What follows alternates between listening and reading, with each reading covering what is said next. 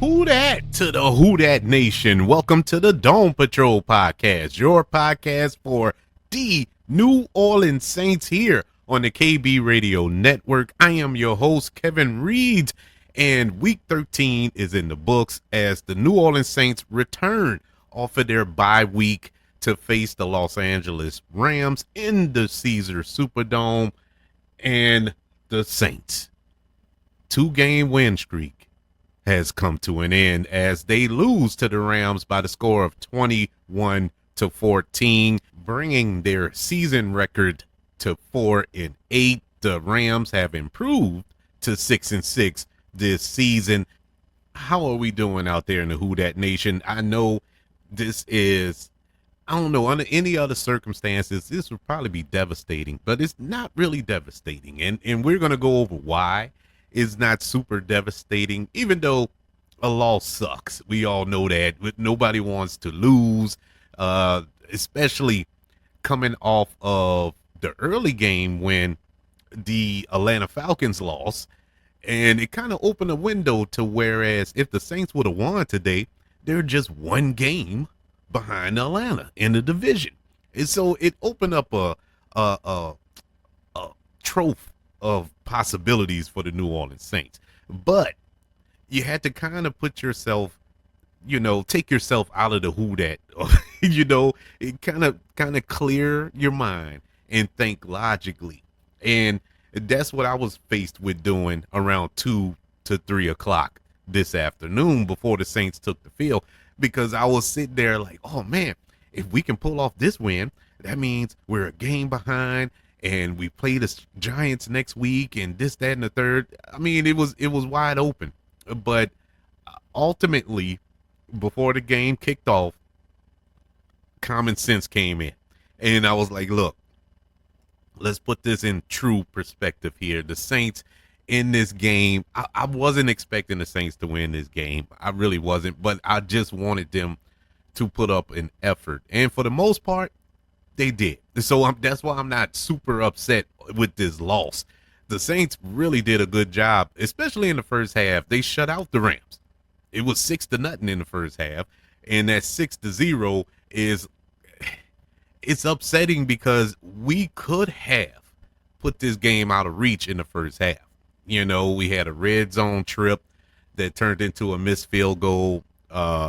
We had a touchdown that was taken away off of a bogus flag. That was ridiculous. And so you put all of those in its rightful place. The Saints really did have a chance to win. There was some hope there. They were fighting hard. And the shutout of the Rams in the first half, that is something that the head coach of the Rams, Sean McVay, has never experienced since he's been the head coach of the Rams, not counting that Super Bowl that they shouldn't have been in the first place because of the no call. But the first half of that Super Bowl, they were shut out. But in the regular season games, they have never been shut out under Sean McVay, and the Saints managed to do that. But the running attack from the Rams was just too much for the Saints. The Saints had been struggling against the run all season, and it reared its ugly head today in epic fashion. I mean, what's his name? Kyron Williams. I think he had 100 and something yards rushing. The other guy, oh Lord, I can't think of his name, but we'll go over the stats in a little while. He had a good game as well. And then in the second half, Matthew Stafford, he finally loosened up a little bit and connected on some crucial passes in that second half that helped lead them to their victory. But the Saints dominated that first half. And I if there's anything to kind of plant your flag on or walk away with a moral victory, it was that first half. Despite the fact we only mustered up 2 field goals, 2 54-yard field goals. But Blake Groupie is one of those head scratchers of an individual. He hit 2 54-yard field goals and completely missed a 36-yarder, which in the grand scheme of field goal kicking is just outside of a chip shot. You know, I mean, as soon as it left his foot, you knew he missed it. But those 54 yarders were split right down the middle. I do not understand this guy. Now, I'm ragging on him. But that didn't determine. Those 3 points didn't change the course of the game. But it would have felt a little better to go in at halftime 9-0 rather than 6-0 because that's a 2-possession game. Uh, we did all that in the first half, only managed 2 field goals, and then the Rams opened up the second half, 1 possession, scored a touchdown, and they got the lead, just like that. And so all that work in the first half was basically for nothing. At least that's how it felt, and that's what the scoreboard showed. Looking over the rest of this game, I'm looking at players, and I hate to keep beating on a dead horse because the man ain't even with the team no more, but it really makes you look at Dennis Allen in a different way. I'm sitting there looking at Kevin Austin Jr., Penix, Van Cast Scandling, making plays. And these are players who he either had as healthy scratches or was stuck on the practice squad. Now, I know during his tenure, we had our, not full arsenal, but we had most of our starting receivers in the game. But why aren't these guys kind of being filtered in to the offense? Because every time these guys touch the field, they're making plays out there recently in a shocking fashion. It's just funny. In the past 3 games since Dennis Allen's exit from the team, these guys have made plays. Even in this game, in a loss, it's infuriating because you think back to how this decision should have been made months ago. And when I say months ago, I'm talking at the end of last season. And they decided to stick with him, they being Mickey Loomis. And this is where we at. Season is pretty much done. Mathematically, the Saints are still in it. But let's be real. Let's be real. Out of the games left this season, I don't see a path for the Saints. Now, is it possible? Of course. I mean, you have the Giants next week. I'm not a betting man, but if I was, I would probably bet on the Saints beating the Giants next week. But after that Giants game, you have the Washington Commanders. And Jalen Daniels looks like Rookie of the Year right now. He looks unstoppable. And that team as a whole looks excellent. And I don't think we're walking away with a victory there. Then you have Green Bay in Lambeau Field Monday night. I don't see that happening. The Raiders play hard. The Raiders do play hard. They lose, but they play hard. So you gotta kind of put a question mark there, and then you wrap up the season with Tampa Bay. And so I don't know. I honestly, I only see one clear win in the next 5 games, and and it's all right. At this point, it's all right. I'm not mad. It's all right because I had already accepted the fact we're not doing nothing this season, and I accepted the fact that we can get a high draft pick possibly. And so all of that is still in the play. As far as trying to win it all out and,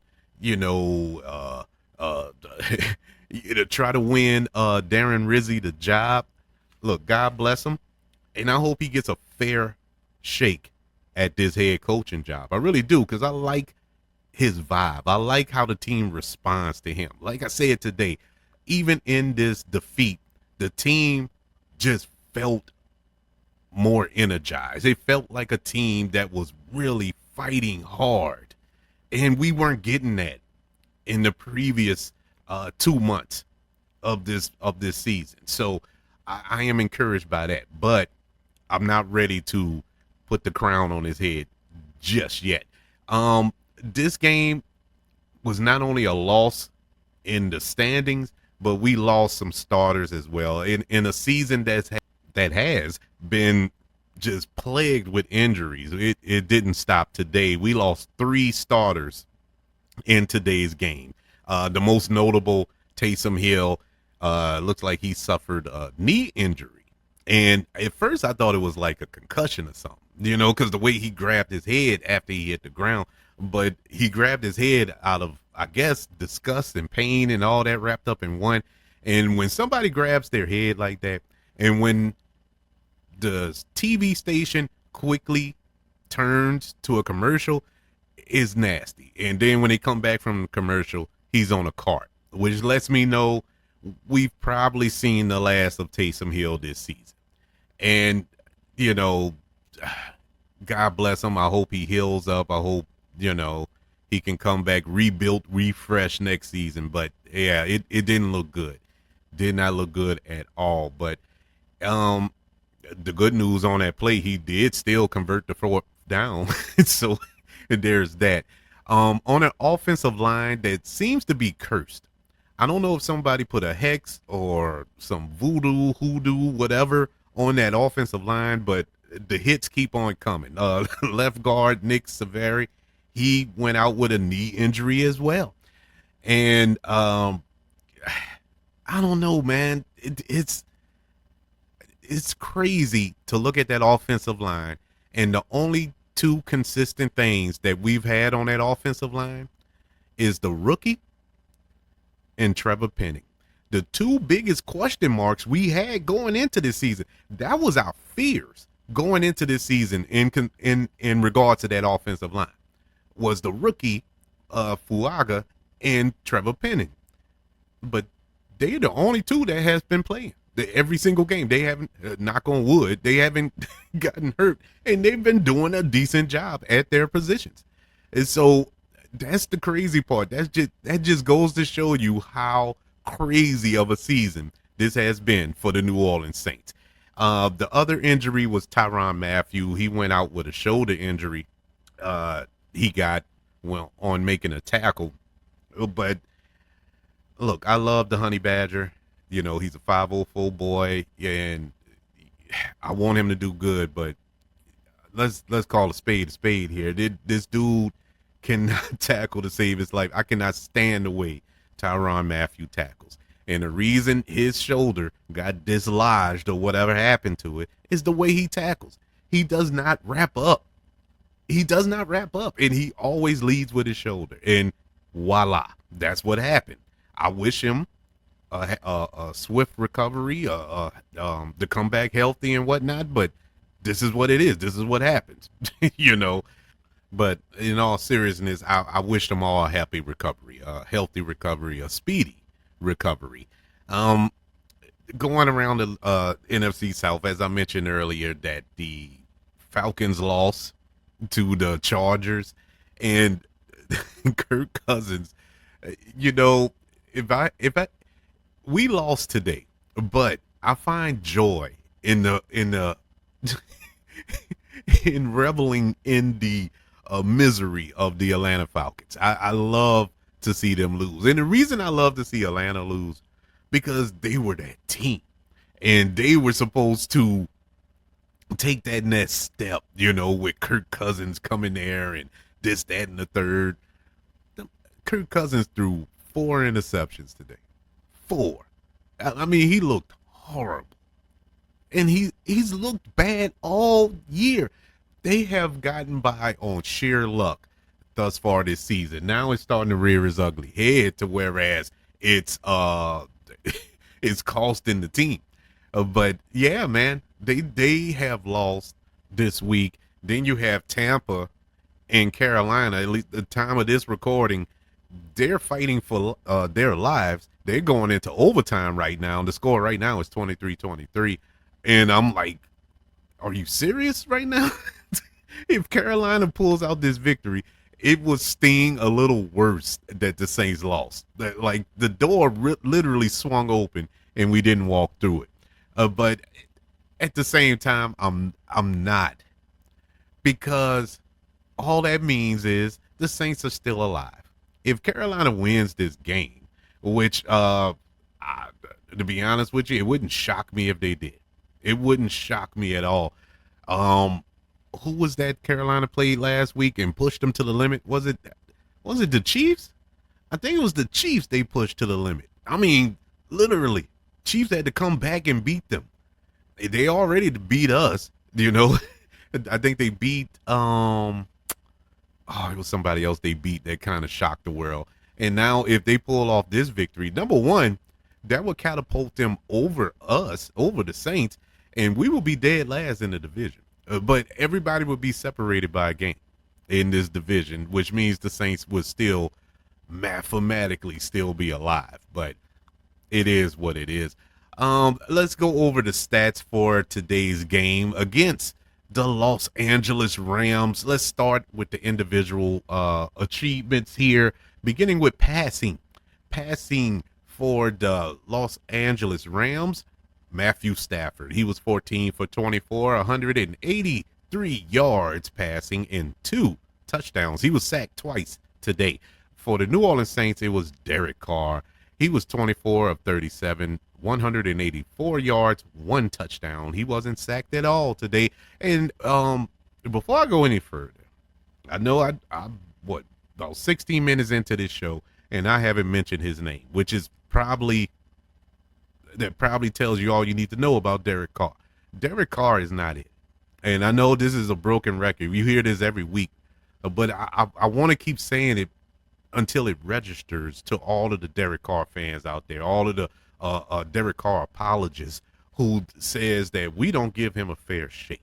Derek Carr is actually a good quarterback. Derek Carr is not a good quarterback. If Derek Carr was any type of quarterback, we would have won this game. Any type of quarterback. Let me tell you. Let me put it like this: if it was Jameis Winston on the team, we would have won today. You know why? Because Jameis Winston would have took chances. Derek Carr doesn't. He doesn't take a chance. Derek Carr. It was at no point in that last drive when the Saints were trying to drive down the field to get the tying score. At no point did I feel that Derek Carr was going to make a play. I give him this. He ran for a first down on that drive. Kudos to him. And during the game, he made some really good throws. He had. Derek Carr is average. Let me just say that. He's average. He wasn't bad today. Actually, Derek Carr was pretty decent today. But I needed Derek Carr to be better than decent today. Obviously, we needed him to do something. Do something. He could not make the crucial play when it was needed. On several drives, third downs, couldn't make the throw. And it was so frustrating because the passes were there, the plays were there, I should say, and he didn't make them. Trust his arm. You saw how many times he was double clutching. When a quarterback double clutches like that, he's second guessing himself. I don't know if I can get the ball down there. Oh, he's seeing ghosts. He don't know. He probably see double coverage when there isn't double coverage. He isn't sure. He's so concerned about padding his stats. Doesn't want to make a mistake. It is what it is, man. I can live with you throwing a pick if you're trying to go down the field to a receiver. If a cornerback makes a heck of a play, I can't get mad at Derek Carr. I mean, he made a heck of a play. Now, if you throw it straight to a defender, yeah, then we have a problem. Which I've seen him do. I've seen all quarterbacks do it. I've seen Drew Brees do that. I mean, come on. He's not perfect. You're not Jesus. So all I need you to do is play quarterback. And he just could not make the play, at crucial points. And it's so frustrating.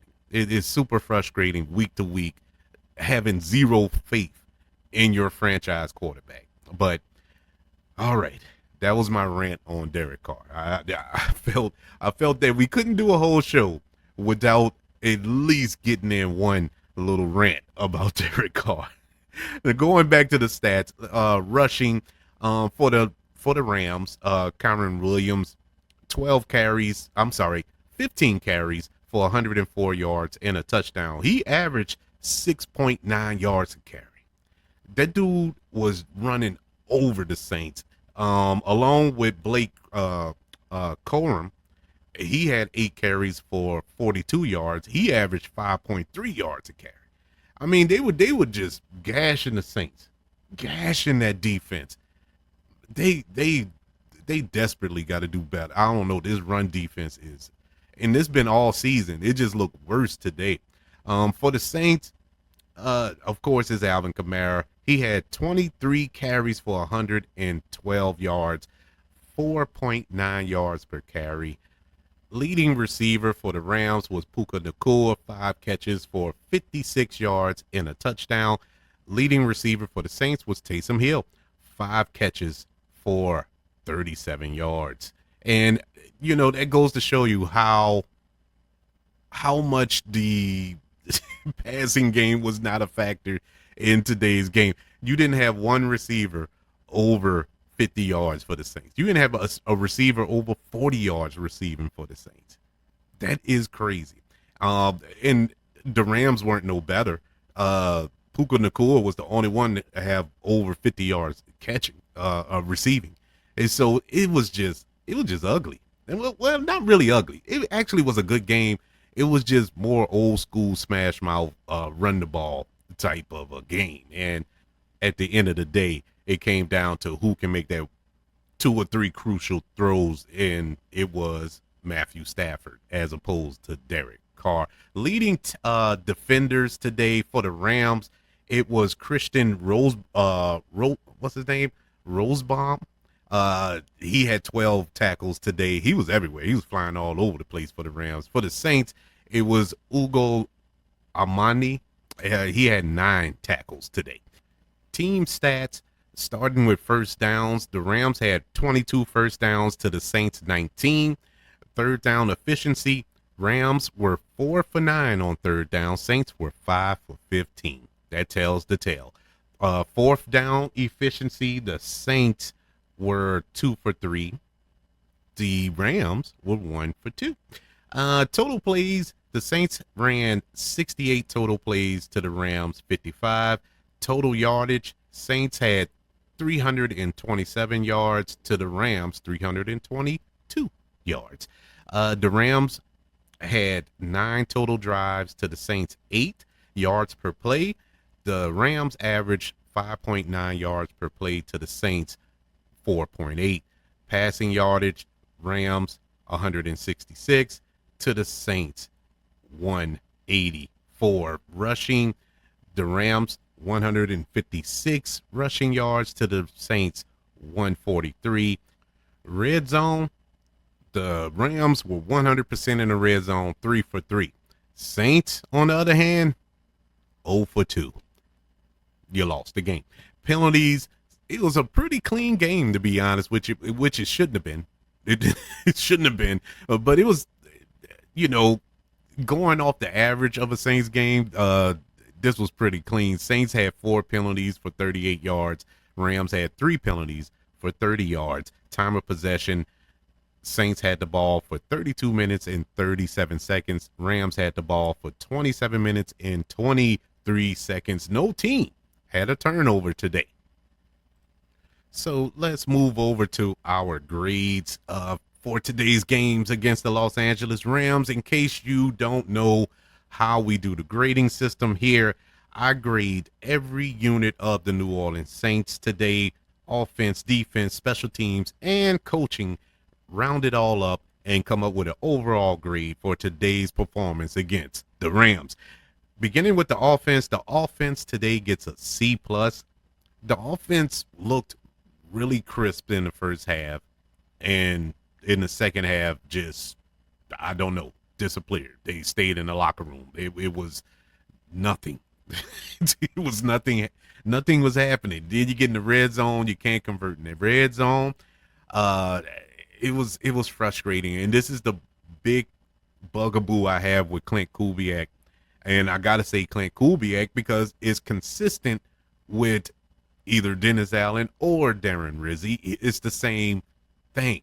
It's the first half, they look good. They look, these scripted plays look like they got it going on.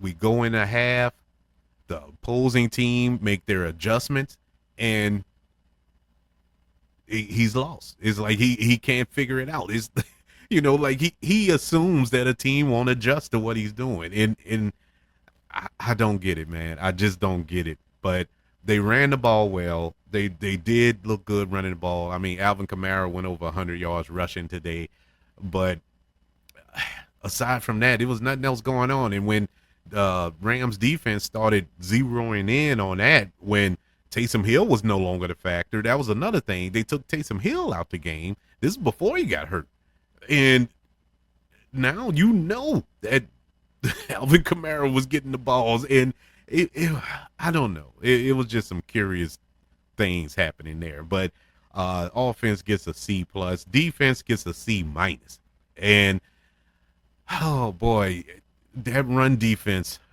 that's embarrassing. That's the stuff of embarrassment, man. The way those two running backs just ran through the Saints. They just ran through them. The only thing stopped Williams from getting 200 yards rushing on the Saints defense was Sean McVay. And Sean McVay at one point stopped running the ball. And it was like, man, what are you doing? That's what's working for you. That's the only thing that saved the Saints early on in the game. But once they started committing to the run, that opened up the play action, and that's how basically Puka Nacua got loose, and it was just I don't know, but the Saints need to tidy it up. And Alante Taylor with these PIs, man, every week, it was Paulson Adebo. I guess he's doing that in memory of, I don't know, but it is it is blatant now. Now, I will say this, that one, well, it was only one, it is iffy. It was iffy on that PI. It really was, but whatever. Defense gets a C minus. Special teams gets a B minus. Special teams, actually, I'm going to change that. I'm sorry. That is not right. It's a C. It's a C. How you miss a 36-yard field goal? But yet still you made two 53-yard field goals, or 54 yards. I'm sorry, 54 yards field goals. But I don't get it. Then there was some coverage in the return game that was suspect. I mean, old boy almost broke like 2 returns on the Saints special team. And Darren Rizzi, this is where you cut your teeth at, man. This is your bread and butter. How this happened today? But yeah, it looked pretty ugly there. Yeah, special teams gets a C. Coaching gets a C plus.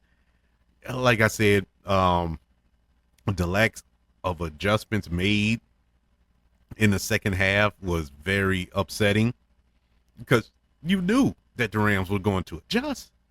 You had to know this. You had to know this, and they were ill prepared. And you're coming off of a bye week. You had 2 weeks to prepare for this game, essentially. And this is what you got. 14 points and over in the red zone. So, yeah, you get a C. Overall, the Saints' performance today gets a C minus. I'm not disappointed with them, because, like I said, I wasn't expecting them to win this game today. So none of this comes as a shock. But I will say, there was fight in them, so I was happy about that. That there was fight in them, that they did make it a game. They had to earn it. The Rams had to earn all 21 of those points, and that's all you can ask for. That's all I can ask for out of this team in this position that they're currently in. And so in that regard, I'm happy, but I'm still upset, because when you look at the totality, when you look at the grand scheme of it all, by the way, Tampa Bay won. I'm pretty sure you all know by now, by the time I release this, but at the time of this recording, Tampa Bay won. But you look at the totality, how the Saints was still in the hunt, to possibly make a move to salvage the season, and kind of squander it away. That's a little upsetting, but it's fine, because, with the roller coaster of emotions that we've been through this season, it's not the end of the world because you already, you done felt it all. We done been through every stage of grief. We've experienced it all this season. But overall, it's fine. We know that next week the Saints will travel to New York City to take on the Giants. This ought to be an interesting week. Let's see how the Saints respond to this loss. This being Darren Rizzi's first loss as the interim head coach. How is he going to slap these guys back into shape this week going into next week's game against the Giants? We shall see. But I would like to know your thoughts on this week's game against the Rams. Are you upset? Are you did it ruin your weekend, your holiday weekend? Like, oh man, it didn't ruin mine. I'm just gonna tell you, it didn't ruin mine. I'm all right with it. I'm cool with it. But I would love to know your thoughts about this week's game and what your thoughts are on the rest of the season. What do you think the Saints should do? Should the Saints tank? Should the Saints just tank and get it over with? Instead of putting us on this emotional roller coaster that we're on right now. I would love to know your thoughts. Email the show, kbradiopodcast@gmail.com. You can also search for the show on all social media platforms. Just search for the KB Radio Network. Also, don't forget about YouTube. Subscribe to the KB Radio Network channel on YouTube and like this video if you don't mind. Don't forget about the 5 stars, the reviews, and sharing this show if you're listening on Apple Podcasts, Spotify, iHeartRadio, wherever you are currently listening to the Dome Patrol podcast here on the KB Radio Network. Everybody, thank you for joining me for this recap of Week 13's matchup between the New Orleans Saints and the Los Angeles Rams, where the Saints go down in defeat 21-14. Saints are now 4-8 on the season, but it's not the end of the world because we still have 5 more games left in this season. It's how we finish, baby. In the words of Sean Payton, we got to finish strong. Are we going to finish strong? Are we going to let this end our enjoyment on Sundays? Or are we going to just fall into the gutter here? No. We're resilient. We're a hardcore, loving fan base who's going to ride or die with this team no matter what, unfortunately. So don't let it get you down too long. I think that the Saints, I actually felt good. This is the first time I felt good about a loss because the team played good. They could have played better, obviously, but they played good, So I feel all right. Hopefully you do too.